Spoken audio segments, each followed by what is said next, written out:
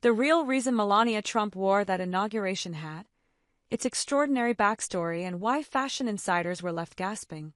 Revealed by Jane Tippett.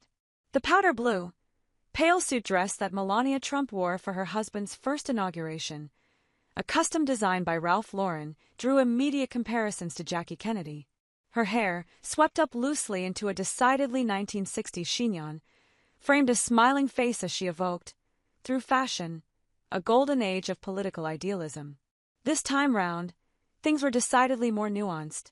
Opting for a more somber note, Melania cloaked herself in a custom navy silk wool coat dress, coordinating pencil skirt, and ivory silk crepe blouse, all of which, to the surprise of many fashion watchers, had been hand-sewn in New York City by the niche, but far from cut price, American designer Adam Lips. Melania's boater, by another American designer, Eric Javits, completed the striking ensemble. Not since Hillary Clinton, in 1993, has a First Lady opted for an Inauguration Day hat, adding not only a touch of the theatrical to Melania's ensemble but almost entirely obscuring her eyes. For a woman known for her love of sunglasses, perhaps this was the next best choice on a day when the entire world would be watching her. At first glance, Melania, 54, seems to have paid homage to the traditions required of First Ladies at inauguration. Javits, too, sounded off proudly about his handcrafted creation, which he had made himself. Only 8% of the hand stitching on the hat was machine-sewn. No other hands touched it prior to Herve Pierre, Melania's personal stylist and the First Lady, receiving it, he said. There was plenty of praise for the Made in America ensemble, and a collective gasp from fashion commentators surprised that the new First Lady had been able to find American designers willing to kit her out.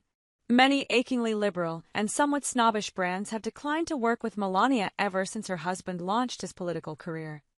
Of course, in order to locate these two designers for Melania, Herve Pierre had to wander far from the boutiques of Madison Avenue, one of which had famously once turned him away at the door, and think outside the box of an American fashion world still dominated by the not-so-subtle disapproval of Democratic doyenne and Vogue editor, Anna Wintour.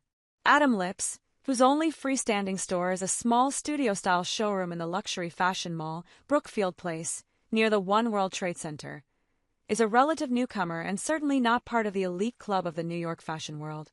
Eric Javits is even farther removed. A supplier of headwear and straw accessories to Bloomingdale's and Nordstrom, he is currently Miami-based. And that proximity to Mar-a-Lago meant that Herve was able to hand-deliver the finished product to Melania in Palm Beach. They were both in long dark coats, the incoming First Lady abandoning the tradition of adopting a bright, vivid color in order to stand out from the crowd. Instead, Melania took a leaf from the playbook of European haute-couture houses and plumped for monochrome simplicity. That, plus the hat and an almost masculine line, ensured she stood out against, and apart from, the other Trump women who would inevitably populate the picture. The silk wool of her coat looked remarkably similar to the fabric favored by Dior for their outwear, while its stiff peak lapels evoked trademark Dolce & Gabbana. The slanted chic of her two patch pockets on each side were another hallmark of European tailored dressing that has become Melania's mainstay in recent years. In quite literally topping off the look with the unconventional choice of a hat, certainly for Americans, she evoked her 2019 meeting with Queen Elizabeth II, when she wore a very similar style, one that then had been designed by Herve Pierre himself.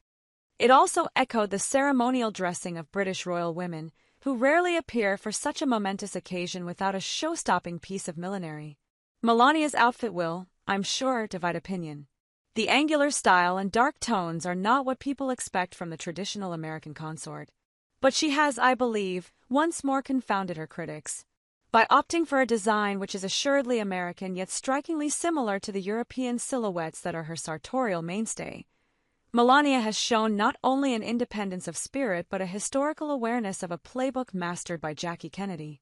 Forced by political pressure to abandon Parisian haute couture, Jackie turned an American designer, Oleg Cassini, to recreate her beloved French silhouettes and become, as she later dubbed him, her Secretary of Style. It remains to be seen if Adam Lips will fill such a role.